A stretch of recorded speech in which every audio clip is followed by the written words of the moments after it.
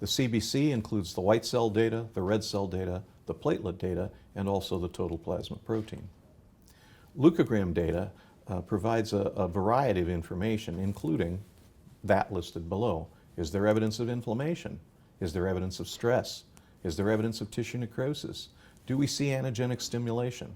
Do we have some indication of systemic hypersensitivity? And is there systemic toxemia? Recognizing these things is important because, for example, if we have inflammation or stress, they can influence what we're going to see later in the test panels.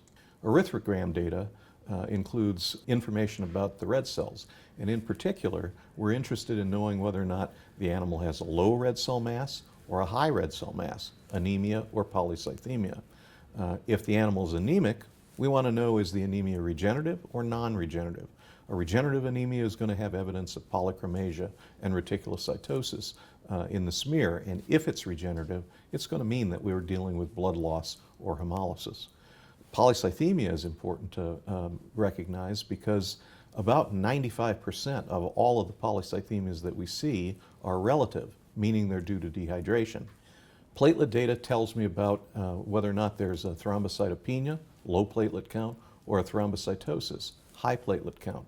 Thrombocytopenia is particularly important to me if the animal has an inflammatory disease, because I'll be worried about the possibility of disseminated intravascular coagulopathy.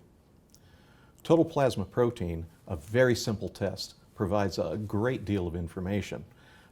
It'll tell me whether or not the animal has hemoconcentration or dehydration, so that's supportive information to whether or not I see a relative polycythemia.